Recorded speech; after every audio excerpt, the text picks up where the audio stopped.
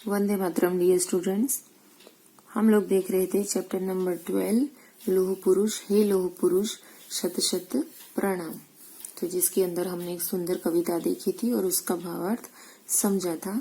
आज की वीडियो में हम देखने वाले हैं उसकी एक्सरसाइज के अंदर दिया गया है सबसे पहले शब्द ज्ञान। तो शब्द ज्ञान के अंदर कुछ वर्ड मीनिंग दिए हैं जिसको हम देखेंगे। वैसे तो हमने जब कविता पढ़ी तब मैंने सबको ज्यादातर सारे वर्ड आपको बता दिए हैं, पर एक बार उसको रिटर्न में देख लेते हैं। सबसे पहला वर्ड है अनुपम, जिसका अर्थ होता है जिसकी कोई उपमा न हो, बहुत अच्छा। अद्वितीय, उसका अर्थ होता है जिसके जैसा कोई दूसरा न हो। धुन यानी जोश। मतवाला यानी मस्त। स्वर्णिम यानी सुनहरा। लोह पुरुष यानी लोहे के समान मजबूत व्यक्ति। बिरले यानी अनोखे। नेक यानी अच्छा। सिंह दहाड़ो यानी शेर जैसा निर्भीक स्वर गर्जन, रोर। साहस यानी हिम्मत। सर्वस्व यानी सब कुछ। शर्तों यानी नियमों। चरित्र यानी स्वभाव विशेष गुण। नीति यानी युक्ति। वसुधा यानी धरती। सत्कर्मों यानी अच्छे कार्य। संकल्पों यानी प्रतिज्ञाओं। वंदन यानी प्रणाम। अंकित यानी लिखा हुआ, छपा हुआ। तव यानी तुम्हारा। अभी शब्द ज्ञान के अंदर दिए गए समानार्थी शब्द देखेंगे। अद्वितीय, उसके समानार्थी शब्द है अद्भुत, अनुपम। संकल्प, उसके समानार्थी शब्द है प्रण, प्रतिज्ञा। दुश्मन, उसके समानार्थी शब्द है शत्रु, हरि। प्रणाम, उसके समानार्थी शब्द है वंदन, नमन। वसुधा, उसके समानार्थी शब्द है भू, धरती। परिवार, उसके समानार्थी शब्द है कुल, कुटुंब। अब देखेंगे कुछ मुहावरे।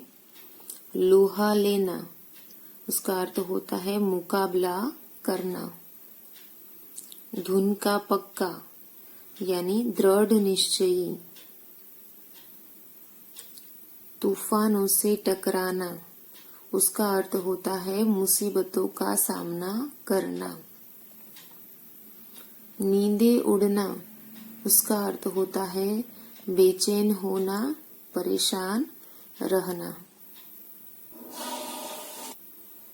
अब देखेंगे कविता बोध। उसके अंदर दिया गया है श्रुतलेख यानी डिक्टेशन।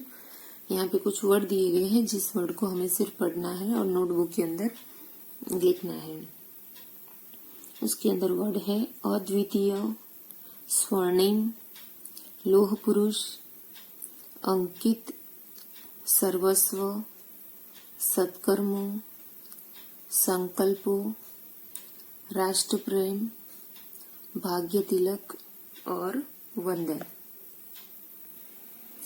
अब देखेंगे मौखिक प्रश्न जिसके अंदर है प्रश्नों के उत्तर बताओ। जिसके अंदर 1, 2, 3, 4, 5 प्रश्न दिए गए हैं। पहले सारे प्रश्न एक साथ देख लेते हैं, फिर उसके उत्तर देखेंगे। हमारा प्रश्न नंबर क है, लोह पुरुष ने अपना सर्वस्व किसे अर्पण कर दिया। प्रश्न नंबर ख है, लोह पुरुष का पूरा नाम बताओ। प्रश्न नंबर ग है, भारत भूमि का भाग्य तिलक किसे कहा गया है। प्रश्न घ है, राष्ट्र के विषय में पटेल क्या कहते थे। प्रश्न ड है, लोह पुरुष का नाम कहाँ कहाँ अंकित है। अब देखेंगे उसके उत्तर। हमारा प्रश्न नंबर क था, लौह पुरुष ने अपना सर्वस्व किसे अर्पण कर दिया? तो उसका उत्तर आएगा, लौह पुरुष ने अपना सर्वस्व भारत माता को अर्पण कर दिया। किसको अर्पण किया था उन्होंने? भारत माता को। तो उत्तर में हम ऐसा ही लिखेंगे कि लौह पुरुष ने अपना सर्वस्व भारत माता को अर्पण कर दिया। हमारा प्रश्न नंबर ख था, लौह पुरुष का पूरा नाम बताओ। तो उनका पूरा नाम क्या था? सरदार वल्लभ भाई पटेल। तो उत्तर को हम ऐसे लिखेंगे, लौह पुरुष का पूरा नाम सरदार वल्लभ भाई पटेल है। हमारा प्रश्न नंबर ग था, लौह पुरुष ने शत्रुओं के साथ कैसा। प्रश्न नंबर ग था, भारत भूमि का भाग्य तिलक किसे कहा गया है? तो किसे कहा गया था भारत का भाग्य तिलक? लौह पुरुष को। ओके, तो उत्तर को हम ऐसे लिखेंगे, भारत भूमि का भाग्य तिलक लौह पुरुष वल्लभ भाई पटेल को कहा गया है। हमारा प्रश्न नंबर घ था, राष्ट्र के विषय में पटेल क्या कहते थे? तो क्या कहते थे? वो राष्ट्र को सबसे आगे रखते थे, सबसे पहले रखते थे।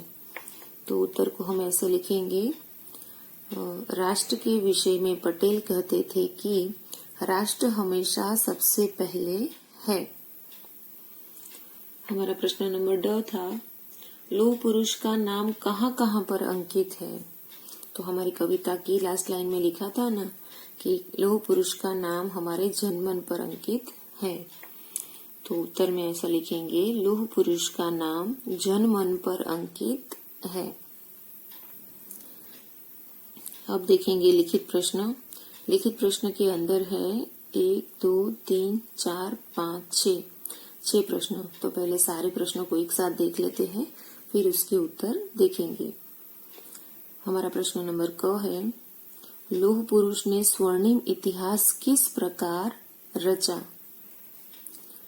प्रश्न नंबर ख है, पटेल की सिंह दहाड़ों को सुनकर शत्रु की क्या हालत हो जाती थी?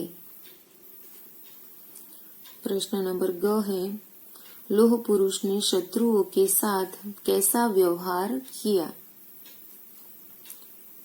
प्रश्न घ है, पटेल के अद्भुत संकल्प क्या सिखाते हैं? प्रश्न ड है, सरदार पटेल को लौह पुरुष क्यों कहा जाता है?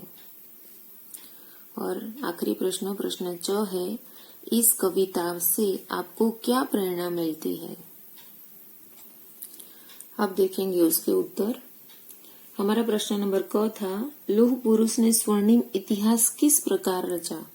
तो उन्होंने क्या किया था? खंड खंड में जो भारत बटा हुआ था उसको क्या कर दिया था? एक कर दिया था। ओके, तो उत्तर को हम ऐसे लिखेंगे, लौह पुरुष ने खंड खंड में बटे भारत को एक कर इतिहास रचा। हमारा प्रश्न नंबर ख था, पटेल की सिंह दहाड़ों को सुनकर शत्रु की क्या हालत हो जाती थी? तो उसका उत्तर आएगा, पटेल की सिंह दहाड़ों को सुनकर शत्रु की नींदें उड़ जाती थी। प्रश्न नंबर ग था, लौह पुरुष ने शत्रुओं के साथ कैसा व्यवहार किया? कैसा व्यवहार किया था कि वो शत्रुओं से लोहा लेते थे और उनको अपनी शर्तों पे झुका देते थे। ओके, तो उत्तर को हम ऐसे लिखेंगे, लौह पुरुष शत्रुओं से लोहा लेता था और अपने सच की ताकत से अपनी शर्तों पर झुका देता था। हमारा प्रश्न नंबर घ था, पटेल के अद्भुत संकल्प क्या सिखाते हैं? तो क्या सिखाते हैं? राष्ट्र प्रेम सिखाते हैं, देशभक्ति सिखाते हैं। तो उत्तर को हम ऐसे लिखेंगे, पटेल के अद्भुत संकल्प राष्ट्र प्रेम सिखाते हैं। हमारा प्रश्न नंबर ड था, सरदार पटेल को लौह पुरुष क्यों कहा जाता है? तो क्यों कहा जाता है उनको? उनकी दृढ़ता के गुण के कारण उनको लौह पुरुष कहा जाता है। तो उत्तर को हम ऐसे लिखेंगे, सरदार पटेल को उनकी दृढ़ता के गुण के कारण उन्हें लौह पुरुष कहा जाता है। हमारा प्रश्न नंबर 4, इस कविता से आपको क्या प्रेरणा मिलती है? तो क्या प्रेरणा मिलती है? हमें हर चुनौती का सामना करने की, दृढ़ संकल्प करने की प्रेरणा मिलती है। तो उत्तर को हम कैसे लिखेंगे? इस कविता से हमें दृढ़ संकल्प एवं साहस से चुनौतियों का सामना करने की प्रेरणा मिलती है। ओके, तो यहाँ पे सारे लिखित प्रश्नों के उत्तर खत्म होते हैं। तो इस पार्ट को भी हम यहाँ पे खत्म करते हैं। नेक्स्ट वीडियो में हम आगे की एक्सरसाइज देखेंगे। Okay, bye students.